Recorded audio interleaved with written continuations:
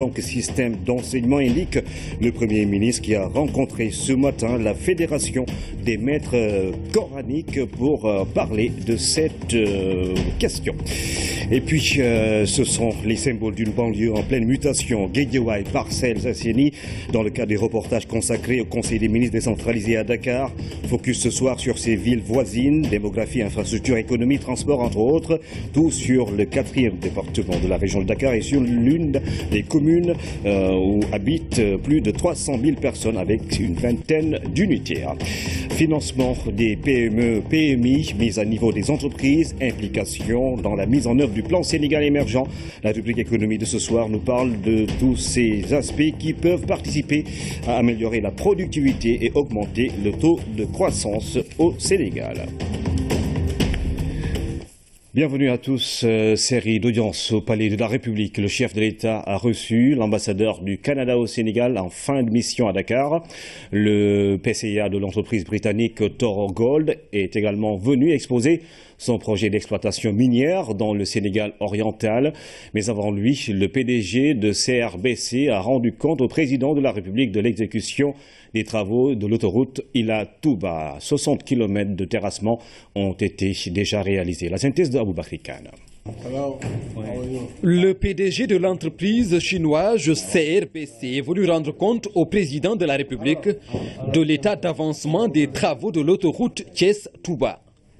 Qualité du travail, emploi d'une main-d'œuvre locale, respect des délais d'exécution et protection de l'environnement, autant de points abordés au cours de l'audience auxquels le chef de l'État accorde beaucoup d'importance. Nous avons déjà réalisé plus de 60 km de terrassement, donc ça c'est déjà avant le délai. Nous avons déjà engagé plus 1600 personnes locales. Alors nous connaissons aussi l'importance de protection de l'environnement autour de projets. Donc maintenant, nous avons déjà réalisé plus de vingtaine de forages et nous avons aussi l'intention de faire sous-traiter le plus possible les sociétés locales. Notre idée, c'est que tout ce que les Sénégalais peuvent faire, on va laisser les Sénégalais le faire. Les promoteurs de l'autoroute Ila-Touba ont également exprimé leur souhait de contribuer à la formation des jeunes Sénégalais à travers l'octroi de bourses d'études. Oui, nous avons l'intention de financer 15 étudiants sénégalais pour les étudier en Chine pendant 5 ans dans le domaine de l'ingénierie. En fait, nous voudrions quand même faire notre contribution dans le domaine de formation des jeunes sénégalais. Autre audience, celle que le président de la République a accordée au PCA de Toro Gold, accompagné entre autres de la chargée d'affaires de l'ambassade de la Grande-Bretagne qui soutient le projet. L'entreprise britannique est détentrice d'une concession minière dans la région de Kédougou. Nous allons investir 170 millions de dollars pour un projet qui commence dès la réception de la concession minière et c'est parti pour avoir une durée de 10 ans. Nous sommes très contents d'être au Sénégal et d'investir ici parce que notre collaboration a été formidable avec le gouvernement sénégalais et nous sommes confiants que notre collaboration va continuer à être parfaite. Le Sénégal a des lois concernant l'environnement très strictes et qui font de pair avec nos lois nous, en Europe et en Occident. Donc nous avons vu tous ces détails-là pour que ça soit normal et que le Sénégal ne soit pas affecté par quoi que ce soit. L'ambassadeur du Canada au Sénégal est lui venu faire ses adieux au chef de l'État. Au terme de 3 ans de service à Dakar, Philippe Bolne a été fait commandeur dans l'ordre national du Lion. Je suis très honoré par ce geste que son Excellence, Monsieur le Président de la République, a fait par cet honneur qu'il m'a accordé. C'est une visite d'adieu. Malheureusement, je suis maintenant à mon terme de mon mandat ici. Et on a pu discuter de ces dernières 3 ans. Ces 3 ans où j'ai été très heureux d'être au Sénégal. puis œuvrer à resserrer les liens entre le Canada et le Sénégal, au bénéfice mutuel à la fois du Sénégal et du Canada. C'est avec beaucoup de tristesse que nous quittons, ma famille et moi. Le diplomate garde du Sénégal sa teranga légendaire et reste confiant quant à l'avenir des liens entre peuples canadiens et sénégalais. Et puis une délégation de la Fondation Lalla Salma a rencontré les membres de la Fondation Servir le Sénégal. Ceci pour l'élaboration d'un plan d'action de lutte contre le cancer au Sénégal. La première dame du Maroc, à travers sa fondation, va appuyer notre pays pour faire reculer ce fléau. Diana Badia. Aider la Fondation Servir le Sénégal à élaborer un plan d'action de lutte contre le cancer, c'est l'objet de la visite de la Fondation Lalla Salma. Par le biais d'un partenariat, le Maroc va accompagner dans le domaine des infrastructures et des équipements. La Commission a réfléchi sur les possibilités de renforcer ce parc. Et sur ce plan-là, je pense que depuis le Maroc déjà, son Altesse royale, la princesse Lalla Salma avait donné des orientations, avait énoncé un certain nombre de résolutions qui laissaient apparaître et la volonté et la disponibilité de nos partenaires marocains à nous aider à améliorer notre parc en matière d'équipement de prise en charge du cancer.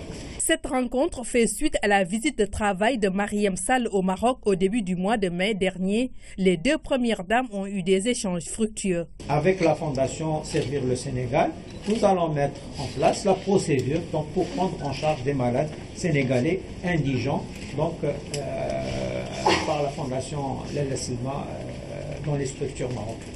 Les maisons de vie que nous avons eu à visiter là-bas, et son Altesse royale, la princesse Lalla Salma, depuis notre séjour à Rabat, avait déjà énoncé sa disponibilité à nous aider, nous au Sénégal, à nous appuyer dans la réalisation immédiate d'une maison de vie, qui serait une structure médico-sociale, dont la vocation serait de servir, de pouvoir héberger pas seulement le malade, mais également l'accompagnant. Le cancer du col de l'utérus et celui du sein ainsi que celui de l'enfant sont pris en compte dans le cadre du partenariat. Le Maroc, un des leaders dans la lutte contre le fléau, mettra son expertise et son expérience au profit du Sénégal. Les poteaux béton destinés au volet électrification rurale du programme d'urgence de développement communautaire sont prêts à la livraison, tout comme les équipements post-récolte prévus pour les régions de Tambacounda et Kédougou.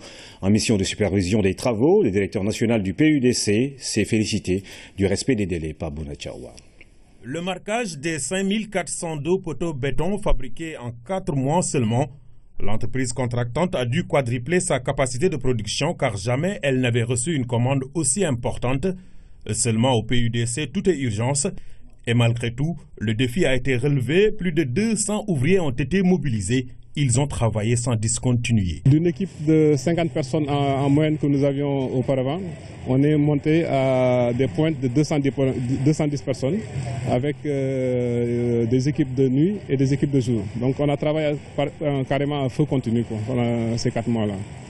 Et le résultat est là. Bon, et c'est vraiment une fierté pour nous d'avoir contribué à cette possibilité-là. Donc d'avoir autant de poteaux en stock au secours. Et en même temps au secours, ça a été vraiment un défi qu'on a pu relever. Accompagné du comité technique, le directeur national du programme d'urgence de développement communautaire s'est félicité de la qualité du travail et du respect des délais impartis. C'est un sentiment de satisfaction dans la mesure où le contrat qui a été donné à l'entreprise consistant à construire 5400 poteaux béton est aujourd'hui arrivé à son terme parce que nous avons pu constater que l'ensemble des poteaux béton est construit déjà en 4 mois. Ceci est une performance et nous tenons à féliciter l'entreprise locale qui a eu ce marché. Ces poteaux sont prêts à la livraison. Ils annoncent le démarrage de la mise en œuvre du volet électrification rurale du programme d'urgence développement communautaire. Ils sont principalement destinés aux lignes moyenne tension. Cela s'inscrit dans le cadre du volet électrification rurale du PUDC qui, pour le rappeler, prévoit d'électrifier plus de 500 villages, exactement 540 villages. Et ceci contribuera à améliorer le taux d'électrification rurale. Vous savez que M. le Président de la République, M. Macky Sall, a fixé au gouvernement l'atteinte de 60% d'électrification rurale en 2017 et le PUDC dans son volet électrification rurale contribuera pour beaucoup à l'atteinte de cet objectif. Autre volet important, les équipements post-récolte. Pour leur réalisation, le PUDC a privilégié les entreprises nationales, comme ici la Sismar, qui a reçu une commande de 408 unités, destinées aux régions de Tambacounda et Kédougou. L'entreprise a déjà réalisé 301 moulins et décortiqueuses. Ceci est très important. J'en reviens à ceci, il y a de l'expertise locale qu'il faut exploiter. Voilà. Ce qu'on peut faire ici au Sénégal, je dis ce serait dommage de le faire à l'extérieur, parce que non seulement ici on crée des richesses, mais moi je dis on résorbe le chômage des jeunes. Sur les 5500 équipements prévus à l'échelle du pays, 354 ont été déjà livrés dans les régions de Fatick, Tambacounda et Kédougou. L'idée est d'amoindrir le plus possible les travaux pénibles des femmes vivant dans les zones rurales. L'Institut sénégalais de recherche agricole ISRA teste de nouvelles variétés de riz dans la vallée. Grâce à la coopération coréenne, ces cultures devront améliorer le niveau de productivité des paysans. Coût du projet, 500 millions de nos francs, Lamine Touré. L'Institut sénégalais de recherche agricole ISRA et ses partenaires à l'écoute des producteurs rizicoles de la vallée. Au menu de ces échanges, l'opportunité de l'introduction de nouvelles variétés de riz grâce à la coopération coréenne. Le Sahel 108 est en phase d'être fortement concurrencé. Avec ces variétés-là, cette variété par exemple coréenne que vous venez de voir, qui est une variété à cycle court, qui donne un rendement très élevé. Un producteur les a tellement aimés parce que sa famille, un jour, a eu à en préparer. Ces nouvelles variétés de riz en phase test à Dagana, comme dans la commune de Rosso, ont produit des résultats satisfaisants. Les producteurs l'ont signifié tout au long de cette visite de terrain. Pour la variété Jasmine, on l'a déjà fait à Mbagam.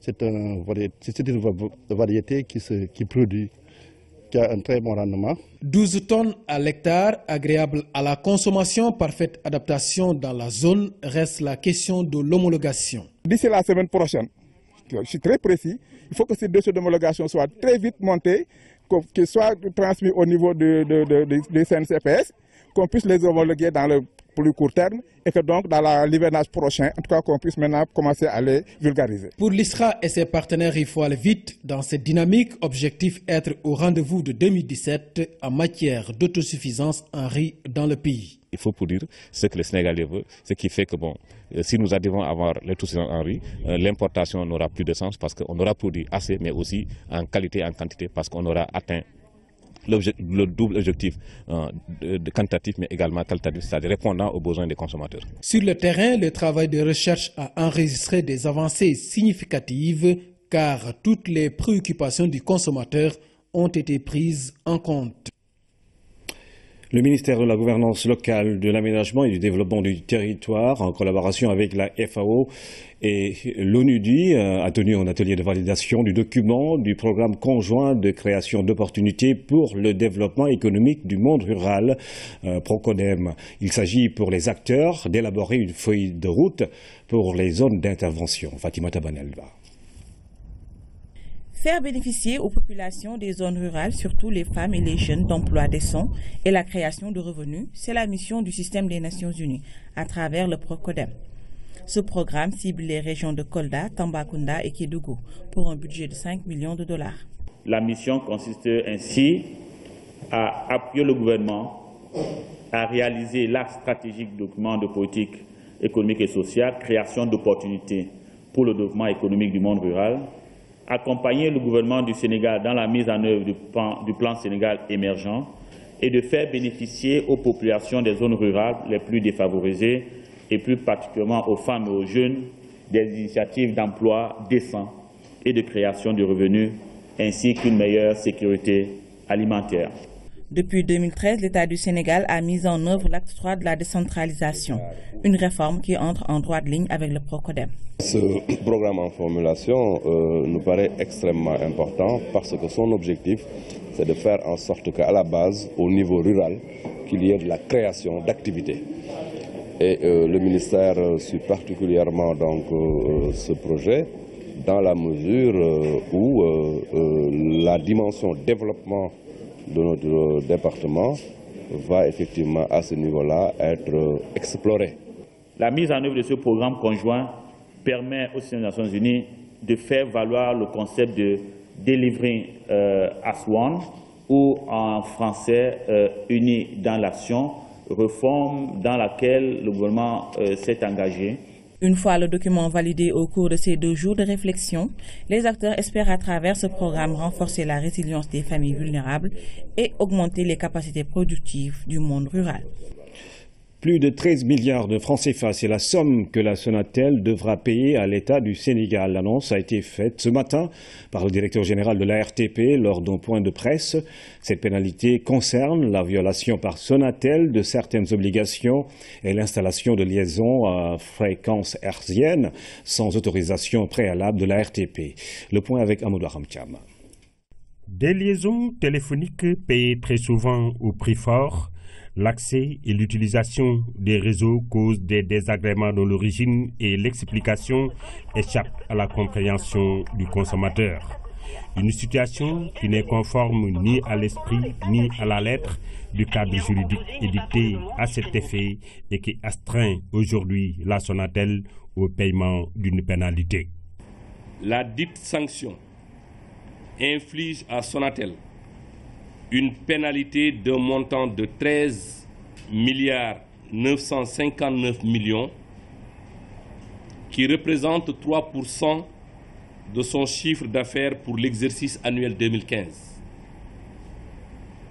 En vertu du Code des télécommunications, le montant des pénalités est recouvré au profit du Trésor public. En plus du droit à l'information et de la garantie à un accès ininterrompu, la loi impose à l'opérateur d'autres conditions sur la gratuité de certains services. La continuité du service 24 heures sur 24. La gratuité des appels dirigés vers les réseaux des opérateurs dans le cadre de demandes d'information d'ordre commercial ou technique.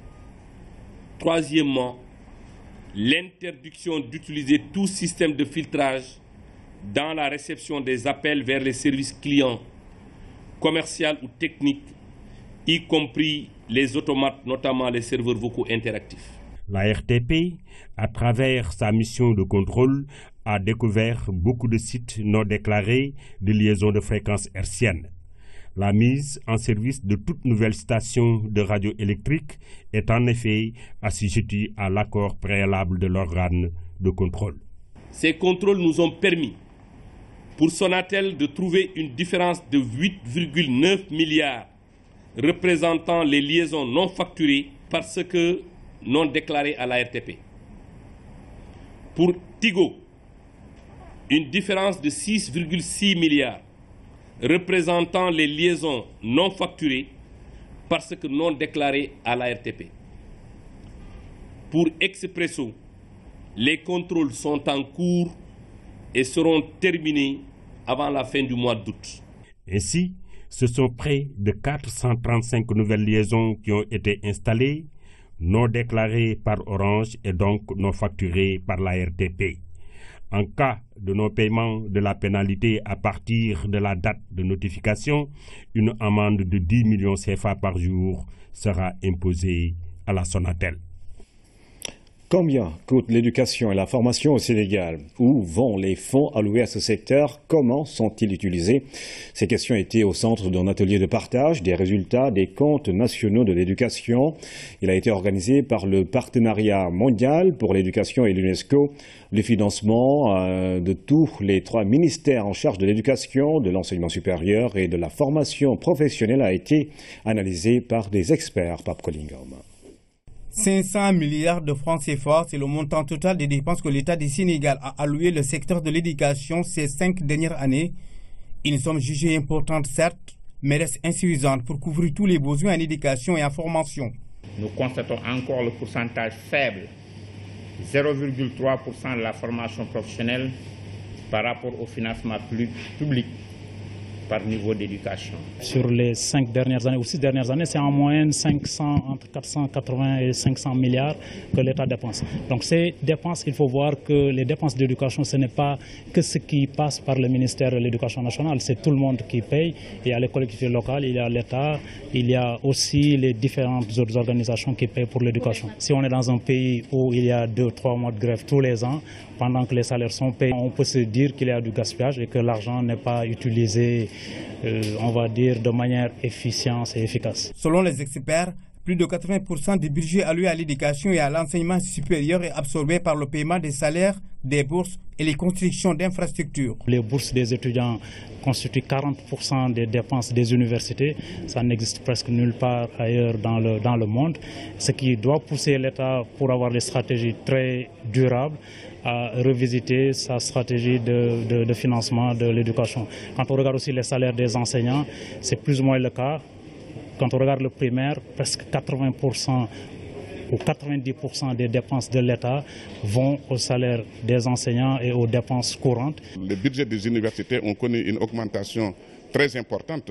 L'université Anta Diop de Dakar, aussi bien que les autres universités, en termes de construction, de réaménagement d'infrastructures et surtout aussi de la diversification des offres de formation qui nécessitent aussi une dépense supplémentaire. Les comptes nationaux de l'éducation sont une approche exhaustive et approfondie permettant d'établir un état des sources de financement de l'éducation et d'en faire l'analyse. Le financement de l'éducation est devenu un sujet important pour atteindre les objectifs de l'éducation d'ici 2030. Ces données sont nécessaires pour veiller à ce que les ressources soient allouées de manière équitable et efficace dans les systèmes éducatifs. Au sortir de cet atelier de partage des résultats des comptes nationaux de l'éducation, il sera élaboré un guide méthodologique pour le traitement et l'analyse des dépenses de l'éducation et de la formation au Sénégal. Dans cet esprit, le ministère de la Culture organise une journée de l'excellence pour récompenser les meilleurs élèves du primaire et du secondaire. La cérémonie a eu lieu ce matin au Monument de la Renaissance en présence du secrétaire général du ministère de la Culture, Sherba Magaye. Ils sont récompensés au bout de l'effort. Ces élèves qui viennent d'un peu partout du pays ont tenu le cap de 9 mois de dur labeur et de sérénité. Ils sont les meilleurs avec de très bonnes moyennes dans leur classe. Pour cela, le ministère de la Culture a organisé cette cérémonie pour magnifier l'excellence dans toute sa diversité. C'est une cérémonie extrêmement importante en ce sens que non seulement elle magnifie l'excellence, mais vous l'avez dit, elle sert d'aiguillon quand même à des enfants qui se sont distingués. C'est d'autant plus important que nous savons tous les nombreuses perturbations que l'école sénégalaise connaît depuis quelques années, et tout comme cette année-ci d'ailleurs, et tous les efforts qui ont été faits et qui sont faits régulièrement par les autorités pour mettre un terme à ces perturbations-là. Désormais, cette journée fait partie des dates à retenir du côté du ministère de la Culture. C'est pourquoi on plaide pour élargir le cadre pour les prochaines années. Ce serait important que le format soit revu pour permettre d'abord de faire participer le plus grand nombre. Et nous pensons que pour ce faire, il serait important que la cérémonie se tienne ou au Théâtre Sorano, voire au Grand Théâtre National. Cette cérémonie de remise de prix aux meilleurs élèves du Sénégal constitue ainsi un aiguillon qui permet d'atteindre l'excellence. Les précisions du Premier ministre sur l'opération de retrait des enfants de la rue, une campagne qui ne répond pas à des exigences pour combattre un quelconque système, mais surtout pour des exigences sécuritaires. Les enfants étant une cible facile pour les terroristes, l'État a le devoir de prendre des mesures en se basant sur la Constitution. L'insécurité dans la sous-région est l'une des raisons principales de cette décision, précise le gouvernement. Le Premier ministre a rencontré la Fédération des maîtres coraniques qui ont adhéré au projet. Abibou Maïa. La Constitution du Sénégal, dans son article 24, définit la liberté, la pratique religieuse et la profession d'éducateur religieux. Un article largement expliqué par le Premier ministre aux maîtres coraniques pour leur donner toutes les garanties et assurances que la décision de retrait des enfants dans la rue ne constitue nullement un frein à la pratique religieuse ni à l'enseignement du Saint-Coran. Mais pour les autorités, il faudra faire en sorte que les enfants ne soient pas une chair à canon pour des personnes mal intentionnées dans un contexte d'insécurité marqué par le terrorisme. En tant que partenaire, c'est comme ça que je peux l'appeler, parce qu'ils ont en charge l'éducation des enfants, une bonne majorité d'ailleurs des enfants. Donc il y a à partir de cet instant des confusions possibles entre ceux-là qui sont dans la rue pour tout simplement parce qu'ils sont utilisés en trafic, c'est ce qu'on appelle du trafic humain, et ceux-là qui sont en train de s'adonner à cette affaire parce que ça fait partie du complément de leur éducation, ou par moment même ça peut être un besoin tout simplement d'existence. Et l'un dans l'autre, dans tous les cas, on va travailler ensemble, et la décision qui a été prise aujourd'hui, c'est Monsieur le Premier ministre a décidé de mettre en place donc un comité interministériel. Et la Fédération nationale des maîtres coraniques adhère à ce projet. D'abord, Monsieur le Président de la République, parce que à chaque fois que... Nous saluons cette initiative et remercions le Président de la République qui nous implique à chaque fois que des questions d'intérêt national l'exigent. Le Président a donné des instructions fermes pour que nous soyons autour d'une table. Nous nous en réjouissons. Toutes nos craintes sont dissipées à présent. La mesure s'arrête à Dakar, précisément à Mbao.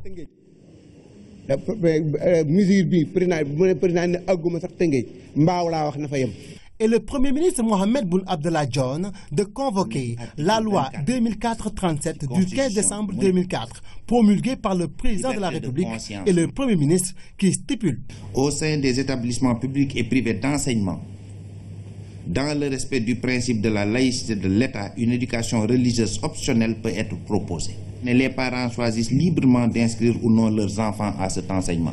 Ainsi, la Fédération des maîtres coraniques d'adhérer à ces décisions qui répondent à des exigences sécuritaires d'une sous-région marquée par la recrudescence du terrorisme. Ce qui est constant, c'est que nous tous, nous nous sommes accordés sur la nécessité de travailler à une meilleure sécurité du pays, aussi à travailler donc à éradiquer définitivement le phénomène de la mendicité au Sénégal, surtout en milieu urbain. Ainsi, telle une fatwa, la Fédération des maîtres coraniques de décréter la fin de toute prière visant à ramer à contre-courant de ces décisions et de prier pour une réussite de ce retrait des enfants dans la rue. Diène Farbassar installe la cellule genre de son ministère en acte pour une meilleure intégration du concept au sein du département en charge du renouveau urbain. Abassaoua. L'intégration des questions de genre dans les politiques publiques, une nécessité pour asseoir les bases d'un développement durable.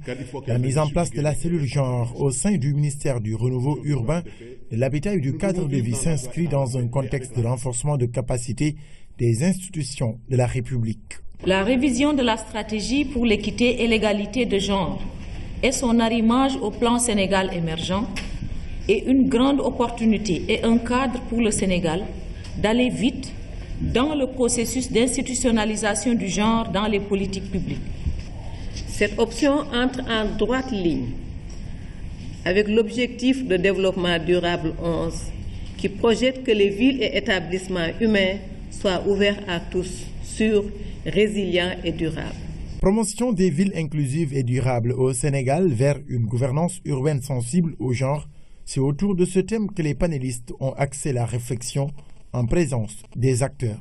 Ce renouveau, bien entendu, ne saurait entièrement se réaliser sans la pleine implication des deux sexes, ni leur accès égal et équitable aux services publics dont le département est redevable. Il doit surtout pouvoir s'appuyer sur le dynamisme et l'ingéniosité d'un sexe qualifié de faible, mais qu'un illustre inconnu a eu la sagesse de comparer à sa moitié en ces termes. Si l'homme construit les routes, la femme trace les chemins. Comme pour dire que chacun a son rôle à jouer pour un développement harmonieux, les femmes doivent être au premier plan. Pour baliser le terrain et faciliter le travail à la nouvelle cellule, le ministre Diène Farbassar s'engage à les accompagner. Forte densité humaine et peu d'unités industrielles pour accueillir les jeunes à la quête d'un premier emploi. Mais ce n'est pas le seul visage qu'offre la ville de Guédiawaye ou dans des 4 départements de la région de Dakar. Il y a de véritables potentialités sur le plan économique et par ricochet sur le social et le culturel. Entre force et faiblesse, voici Guédiawaye ou Aïcham Prera. Créée en 1967, Guédiawaye occupe aujourd'hui une superficie de 14 km². Cette ville compte près de 150 quartiers, souvent avec des noms assez exotiques comme Fitmik, Aïnoumane, Sam, Wakinan, Taïba, entre autres. Guédiawaye est érigée en commune en 1990 et devient une ville en 1996. Aujourd'hui, elle a 5 communes, Ndiarème Limamoulaye, Sam Notaire, Wakinan Nimzat, Golfe Sud et Médina Gounass. La ville de Guédiawaye est délimitée au nord par l'océan Atlantique, au sud et à l'est par la ville de Pikine, à l'ouest par la ville de Dakar, notamment avec les Parcelles Assainies de l'unité 1 à 6. Guédiawaye compte 324 000 habitants et a la plus forte densité au Sénégal avec 23 142 habitants au kilomètre². Parmi les faiblesses de cette ville, il y a la prédominance des activités du secteur informel due à une absence totale de zones industrielles ou de services. La spéculation foncière, l'absence d'urbanisation, l'avancée de la mer, les inondations, l'encombrement et les difficultés liées au transport sont également d'autres grands problèmes récurrents à Guédiawaye. Mais malgré tout cela, cette ville peut compter sur son potentiel humain avec la jeunesse de sa population ainsi que sa position géographique avec ses 7 km de plage. Son performant réseau scolaire est également un atout. Guédiawaye compte 10 collèges, 5 lycées dont l'un des plus performants au Sénégal, le lycée Limamoulaye. La couverture sanitaire est également assez respectable à Guédiawaye. Cette ville compte 11 postes de santé, 2 hôpitaux et un centre de santé. Au plan sportif, Guédiawaye a 2 stades et la culture y est très développée. Aujourd'hui, Guédiawaye étouffe, mais cette ville est en train de se moderniser à une vitesse respectable et la maîtrise des zones inondables est devenue un atout de taille. Le dynamisme de cette ville laisse présager un avenir radieux. En prélude au Conseil des ministres décentralisé à Dakar, nous prenons la direction des Parcelles Assainies. C'est la 18e commune d'arrondissement de Dakar. Environ 300 000 personnes y vivent. Cette commune qui fête ses 30 ans cette année est en pleine expansion. Elle compte aujourd'hui 20 unités. Sarah Leya. Avec un peu plus de 300 000 habitants, la commune des Parcelles Assainies fait partie des 19 communes d'arrondissement de la ville de Dakar. Située au nord-est, à une dizaine de kilomètres de la capitale, elle s'étend sur environ 4 km² et fait partie de la banlieue périurbaine. L'histoire de cette commune est indissociable de la volonté des autorités et des partenaires financiers, notamment la Banque mondiale, de désengorger Dakar. L'idée, c'était aussi de permettre aux citoyens de se loger à moindre coût. La Société des Parcelles Assainies est ainsi créée dans les années 70, mais les Parcelles Assainies ne seront érigées en commune d'arrondissement que 22 ans plus tard, lors de la 3e réforme sur la décentralisation. Si au début elle comptait 26 unités, aujourd'hui elle n'en compte que 20, les 6 premières faisant désormais partie de Guédiawaye. On y dénombre 7 postes de santé à côté du grand centre Serigne Abdoulaziz Sy Dabakh. Les activités socio-économiques se déroulent essentiellement dans les 4 marchés de la commune. Pour gérer la question épineuse de la sécurité, un commissariat de police et un centre de secours des sapeurs-pompiers y sont implantés. Le sport polarise l'attention de cette partie de la banlieue. Seul hic, l'unique stade qui est toujours en construction et dont les travaux sont loin d'être terminés. Les Parcelles Assainies disposent d'un seul établissement d'enseignement secondaire public, 4 collèges d'enseignement moyen et une vingtaine d'écoles publiques élémentaires. Des plus nantis aux plus pauvres, on retrouve une vraie diversité dans ces quartiers populeux, à majorité jeune, où la question de l'assainissement reste à être réglée. Il faut ajouter à cela l'emploi des jeunes et l'accessibilité à cette zone, devenue difficile en raison de la construction de l'échangeur qui devrait être réceptionné sous peu. Les Parcelles Assainies, un quartier en ébullition, à mi-chemin entre tradition et modernité, où des immeubles R+4 se multiplient, alors qu'en raison de la qualité du sol, ces constructions étaient déconseillées par les spécialistes pour éviter d'éventuels effondrements. Cette année, la commune fête ses 30 ans, une commune dont la population ne cesse de croître et qui tente tant bien que mal de conserver son âme. Pékin, Guédiawaye, Parcelles Assainies, la banlieue devient de plus en plus accessible avec la pluralité des moyens de transport. Les passagers ont le choix entre voitures, bus et trains, des véhicules qui assurent la desserte et qui permettent aux passagers d'arriver à destination en un temps raisonnable et à moindre coût. Anaïs Nyanyamane. Le transport, jadis considéré comme un casse-tête à Dakar, surtout dans la banlieue, est en passe de s'améliorer.